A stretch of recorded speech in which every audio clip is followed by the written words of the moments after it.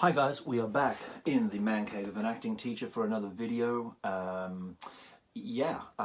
made one just recently which was to do with getting started as an actor. What do you need to do, get some classes happening or whatever, make yourself into an actor, right? I got a lot of questions after that, which was to do with how do you get started in the business itself, in the industry, in getting work. So I'm going to answer some of those questions that have been asked of me in today's video.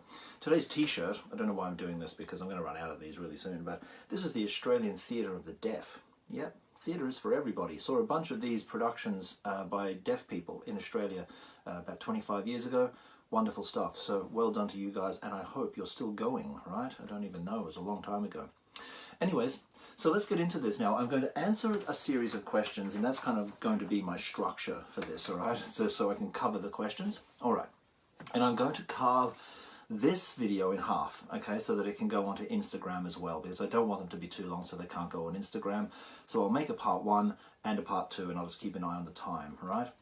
Okay, so first question that's been asked of me, which is an interesting one: casting agents versus casting directors. What is the difference between a casting agent and a casting director? Very simple. Casting agent represents you. So a casting agent will have a bunch of actors on their books, right?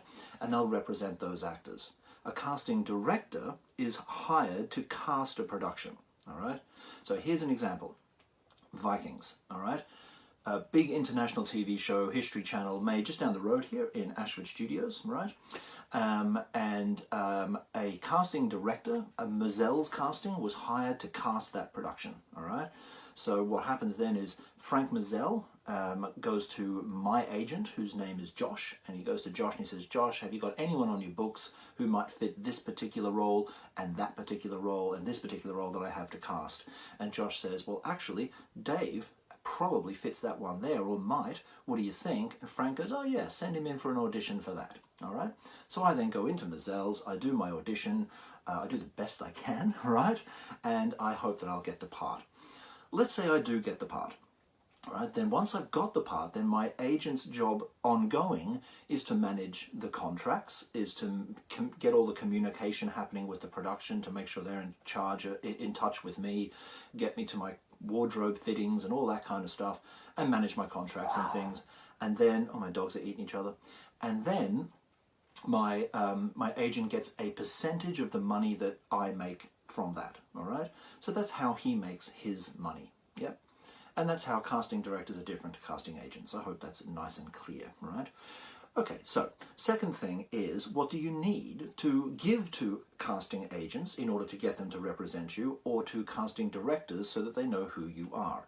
3 things: your headshot, your showreel material, and your bio. All right, the bio is called a biog in Australia, or a bio here in Ireland, or a CV is basically what it is, okay? So we'll start with that. So your CV is simply a CV, it's a bio, right? It has your personal details, it has your contact details, it has your training, where you've trained as an actor, right? Only put acting stuff on it, right? Don't put other stuff on it, right? They don't mind if you've worked in an office somewhere, it doesn't matter, okay? Then your theatre work that you've done, TV, film, corporate stuff like voiceovers or corporate videos, TV commercials, things like that. And then at the bottom, put your special skills that you might have. So you might be particularly good at a certain accent. You might have studied ballet or something to a very high level. You might be a countertenor singer. You might be able to ride a horse. If you can ride a horse, put it on there, because Tudors, Game of Thrones, Vikings, here in Ireland, knowing what you're doing on the back of a horse is a good skill to have, okay? So that's what that's for there, right? So that's what that is. Now, a lot of actors say to me, but I don't have anything to put on there. I'm only starting out. That's fine. Casting agents and casting directors fully understand that. They're not going to expect you to have a CV as long as mine at the age of 20 when you've only just finished training, all right? So don't worry about that. They understand that, okay? Cool. Your headshot, all right, is a 10 by 8 picture of your head looking reasonably presentable, all right? So, make yourself look nice, okay? Don't cake yourself with makeup so that, you're unrecognizable, to what you normally look like or anything like that. The headshot is an identifier, okay? Now, one of the questions I've been asked a good bit is how much money should I be spending on getting myself going in the business, right? So I'll sort of broach that as I go along here as well. The headshot should cost you about 150 quid, all right? Now, some headshot photographers will offer deluxe packages where you'll get a kind of more of a glamour shoot going on and you'll do some outdoor stuff, and they're great, and if you can afford them and you want to spend money on them, go for it, right? But they're not necessary, yeah? What's necessary is for you to have a couple of really good shots of your head, right, of your face, right, so that you can send that along to casting people. Almost every casting person now will accept those as an email. Very few want them printed out and sent to them in hard copy, okay? So that's your headshot, and then your showreel material is just some footage of you acting really, really well. That's all it needs to be. Now, some people have a fantastic showreel that's edited. It has titles and credits and all of that stuff. Should go for around about 3 minutes tops, and put your absolute best stuff on there that you've done in the past, right? Your whatever short films you've done or student films that were good, you know, stuff that you've recorded in class that's clear and sounds good, and all of that, right? And put your best stuff in it, right? But if you don't have that yet, again, don't worry, okay?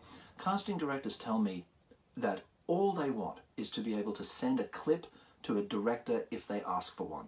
So if a director says, I just want to have a look at that person acting, can you just send me along anything, just a monologue, you know, or a little bit of scene work they did in class or anything. That's what they're looking for, yeah? So if you've got something like that, put it onto a link, okay, Vimeo or YouTube, password protect it, okay, so it's not out there for the whole world to see, and then make sure that the casting director gets that link, yeah? And then they can just click on it and have a look. But here's the most important thing, it's got to be good. Okay, it's got to be really good stuff, yeah? Don't put stuff on there that looks like you don't know what you're doing. Imagine what you're going for. I mean, if you're going for realistic, naturalistic film and television, if you've got something on your showreel that sounds like you've learnt a piece and you're reciting it, if it doesn't sound like it was never written down and never learned, you're not going to get a job in realistic television. It's got to sound as natural as my words sound to you now. Yeah, it's got to sound absolutely real. I'll stop and I'll go to part 2, okay?